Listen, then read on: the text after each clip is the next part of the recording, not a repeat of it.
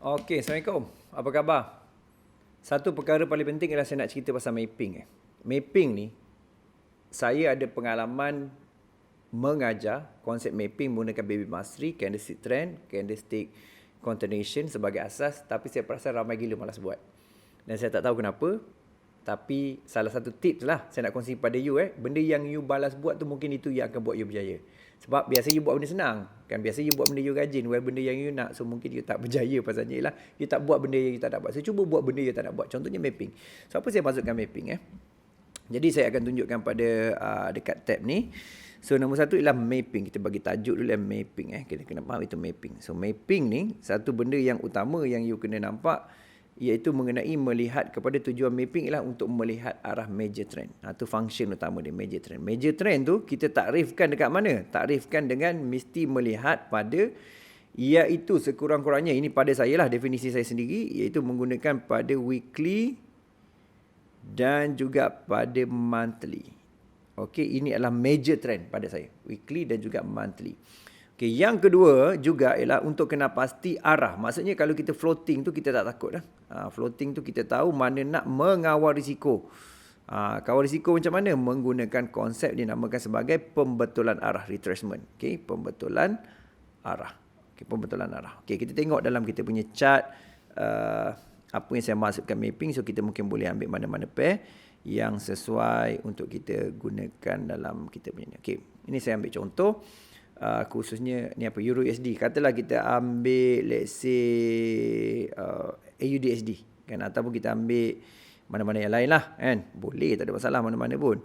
Kan kita tengok ni contohnya AUDSD kan, ataupun kita ambil H4 dan sebagainya, ataupun kita nak tambah lagi. Kalau you tak ada ni, you tengok dekat bahagian sini, you cari apa lagi yang ada kan.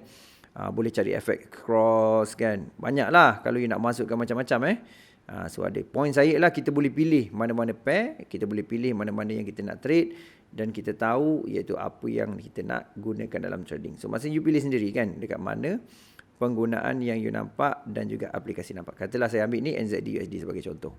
Ni kita tukar-tukar kan. Okay, so tengok pada monthly. So nombor satu ialah mesti buka monthly, mengenal pasti di mana CDS, candlestick trend. Jadi ada trik sikit lah. Apa maksud saya trik dia?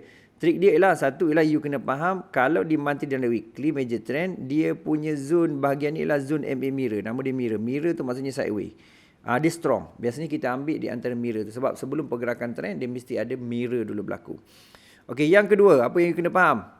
Jadi you ambil apa benda tau? You ambil sebenarnya ni, yang you masuk rectangle ni, rectangle kebetulan dah ada yang saya dah buat sebelum ni.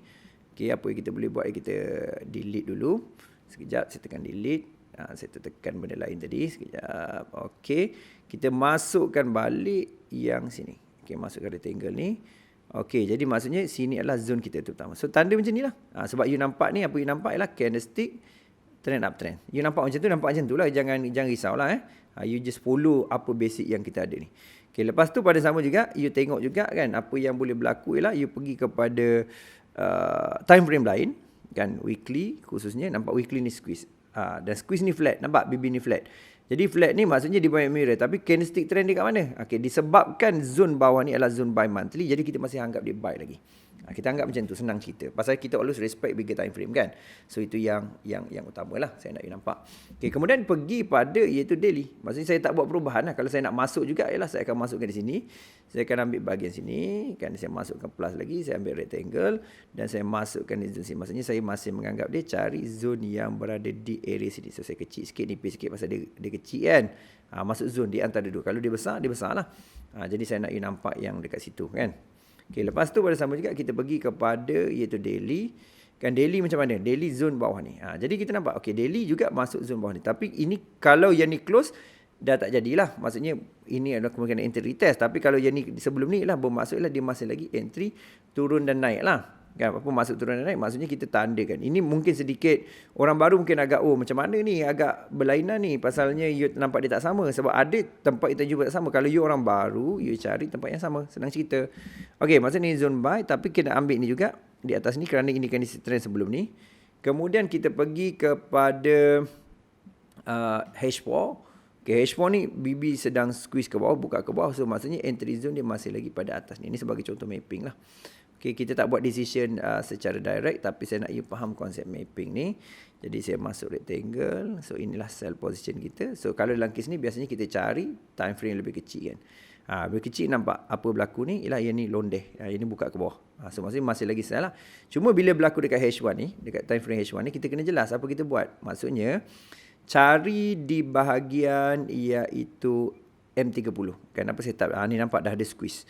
So squeeze ni maksudnya dia akan turun pada H1. Jadi masa turun pada H1 tu biasanya sebelum dia turun tu dia naik dulu. Ni standard ni. Ini SOP biasa je lah. Dia naik. Biasanya dia akan naik cari atas ni baru dia turun. Jadi apa saya buat lah berdasarkan mapping ni saya faham. Faham apa? Saya faham pergerakan total. Maknanya kalau saya intraday, saya hari ni saya lebih pada scalping lah. Scalping apa? Scalping di mana? Di M5, M30 dan sebagainya. Itu tempat yang saya scalping dan juga saya gunakan untuk dagangan yang berterusan. Okey, jadi you perhatikan benda ni macam mana cara dia, penggunaan dia yang sesuai. Boleh? So jadi maknanya decision saya sekarang ni lebih pada apa? Lebih kepada buy position. Kan saya akan lakukan buy position untuk ni. Kemudian saya akan tutup lepas profit ni, dan saya akan sell balik. Itu contoh dia. Jadi ini konsep yang saya kata sangat penting untuk you faham strategi dia dan macam mana aplikasi untuk kita gunakan dari segi konsep ni. So harap you boleh tangkap dan juga you faham sikit sebanyak dan juga you tahu macam mana untuk. Jadi mapping ni kena buat. Mapping adalah benda sangat penting. Faham, guna CT dan CC basic je dulu. Lepas tu bila dah faham, you guna CDS yang lain. Jumpa lagi dan please klik subscribe dan juga share ataupun komen dekat bawah ni apa saja tutorial, apa saja you tak faham, saya akan kongsikan dan jawab pada you. Jumpa lagi.